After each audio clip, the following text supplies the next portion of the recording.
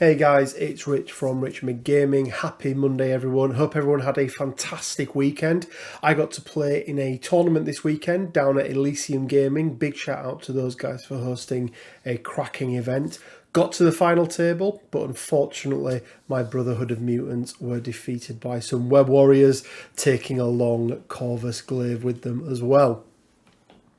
So, on to today's video. So, carrying on our roster building, we're going to be jumping into the world of evil, so looking at the Cabal. Now, as always guys with these are not necessarily going to be the most competitive lists. I'm trying to build rosters that are going to use as many affiliated characters as possible, and a little bit like we had with the Avengers, the Cabal is in no shortage of supply. So let's jump straight over to TTS and start looking at our list. So then, let's start by selecting which 10 characters, or indeed Infinity Gems, we want to take with us. Now obviously, first of all, we're going to need a leader for our affiliation. We have Red Skull with the Master of Evil, who generates power upon doing damage. And we have Sin with Red Mayhem, who after scoring VPs, you roll the dice, you have the potential of moving your enemies about, or indeed making them drop an asset token. Now, as we covered off in the Avengers video, if we're running a single affiliation and there is the option of having two leaders, I like to take them two leaders. I think having that flexibility, especially at a different threat point, is going to give us some more options when it comes to building our squad out. So we're going to start, and the Red Skull and Sin are going straight into our roster. So then let's take a look at some characters that we don't want to take. And as there is in most affiliations, there are just some characters who don't cut it, unfortunately. Now the two that stand out straight away to me are Bullseye, everyone's least favourite 3-threat character, and Ultron, who back in the day was pretty good when we had drop off, but really hasn't stood the test of time. One character who is absolutely going into my list is Baron Zemo. For me, one of the best 3 threats in the game, and probably the character from the core box that has got better and better over time. We are also going to be taking the one, the only, everyone's favourite big-headed 5-threat character, MODOK. Now, one thing we're definitely not going to be taking is the Space Gem on Loki, so we can get rid of that. We're also not going to be taking Magneto. As I stated in a previous video, I'm not a fan of taking leaders outside of affiliation. I feel like you're paying threat for an ability that you just don't have the option to use. So with that, we're actually going to be getting rid of not only Magneto, but also Mystique and actually Kingpin. So that does thin the ranks somewhat. Now, we are going to be taking Mr. Sinister. Whilst this list isn't built entirely around him, he's going to be a big part of it. And going really nicely with Mr. Sinister is the God of Mischief himself, Loki. There's some really nice God of Mischief and Root doubling up that really suppress your enemy and restrict them on using superpowers. Crossbones is also going to go in the list. I know he's not always a favourite, but he does have some really nice synergy with Sin in Partners in Crime, very similar to Corvus Glaive and Proxima Midnight, with the exception that Sin has to go first and then Crossbones can activate afterwards. Enchantress is just too good not to take at the moment, especially when she is in affiliation, so she will be going in the list. We are actually going to take the Mind Gem to use with Loki. It's a 1-threat, and because of the lack of 2-threat characters in our list, it's a really nice way of being able to have some additional flexibility, and it also works really nicely on Loki as well, bringing people within range of his aura. So we are going to be getting rid of Bob. Alas, there is no room for Agent of Hydra on our list. So we're left then with Viper, Killmonger and Sabretooth, and I think we're going to come back to these after we've had a look at some tactics cards. So these are the tactics cards that we are going to choose from. As always, we've broken them down into 4 separate piles. We've got unaffiliated cards that are dedicated to a particular character. We've got unaffiliated cards that can be used by anyone. We've got our 6 restricted cards, which, as I always say, you should be looking to take 2 of these in most rosters. And then we've got our 2 Cabal cards. So let's start by going through the character cards and removing any cards that we can no longer use because we haven't taken those characters. So Magnetic Refraction and Magnetic Crush require Magneto, who we're not taking. Deception is Mystique, so we'll be getting rid of that one. Age of Ultron. Now let's have a look at the cards that we want to take from the characters that we've already got. I mentioned that whilst this list isn't being built 100% around Mr. Sinister, he is going to be playing a big part in that. So the Forced Extraction and the cloning banks will be going into the list. Psychic Fortress we're going to be getting rid of. Illicit Tech, not a fan of this card whatsoever, not a fan of any cards that give an attack ability.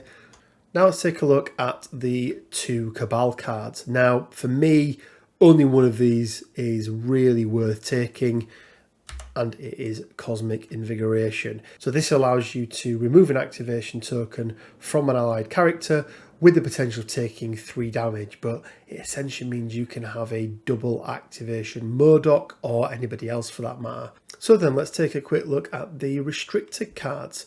Now Doom Prophecy isn't really going to work with the list that we're building, so we're going to get rid of that one. And I always think that Medpack is a better card than Patch Up, so we're going to be getting rid of Patch Up. Brace for Impact is going to be very useful. We are taking MODOK, and he is very susceptible to throws, so that's going to go in the list for us. We're also going to take Medpack.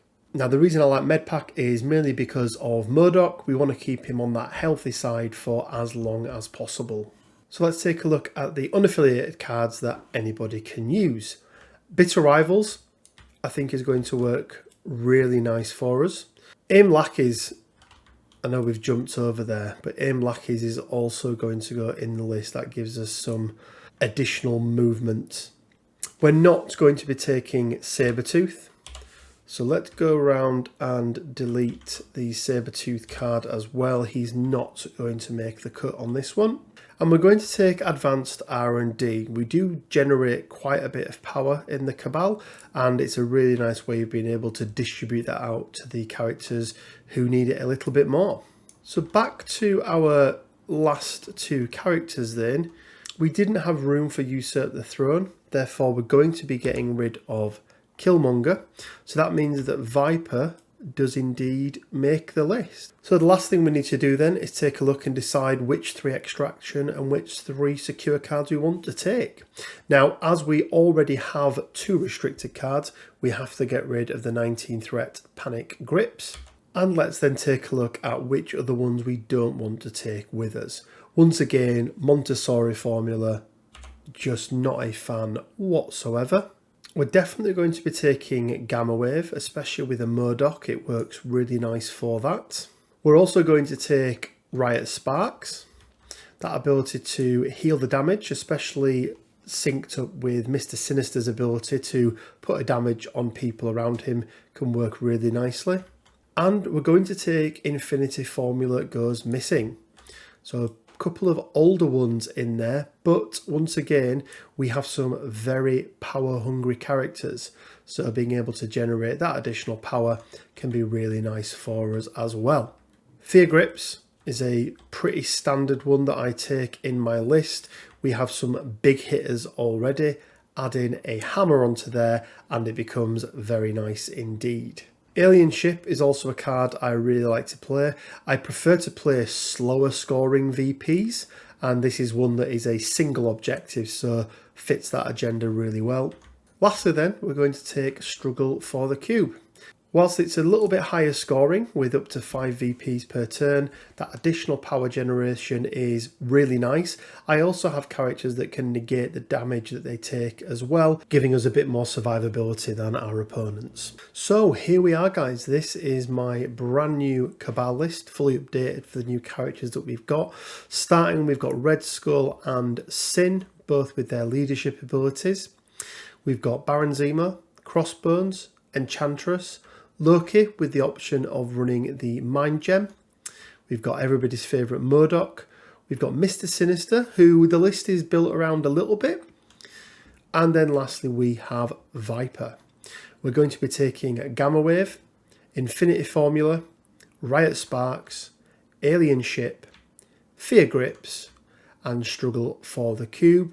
And then for our tactics cards, we have got Aim Lackeys, Advanced R&D, Bitter Rivals, Brace for Impact, Cloning Banks, Cosmic Invigoration, Forced Extraction, and Med Pack. And there we are, guys. That is my brand new updated Cabal roster. Now, once again, I know that I could build a much more competitive list using characters outside of affiliation, but as I mentioned at the beginning of the video, with all of these, I want to try and keep them as affiliated as possible, and with the Cabal there's really no excuse to use them from the list of characters that we've got. But let me know what you guys think down in the comment section below. Do you agree with putting in 2 leaders with the Cabal? Do you think only 1 is needed? Let me know, do you think Mr. Sinister is going to work in the list? The idea behind this is some turn 1 shenanigans. He's going to be playing both of his tactics cards, doing 3 damage, generating 3 tokens, and then hopefully by turn 3, bringing in a 3-threat character. May work, may not work. We'll have to wait and see what happens. Remember, guys, to make sure that you are subscribed and you comment on this or any of my other videos during the month of June to be with a chance to win a brand new Marvel Crisis Protocol character pack. And that just leaves me enough time to say, as always, guys, stay safe, take care, and until next time, bye for now.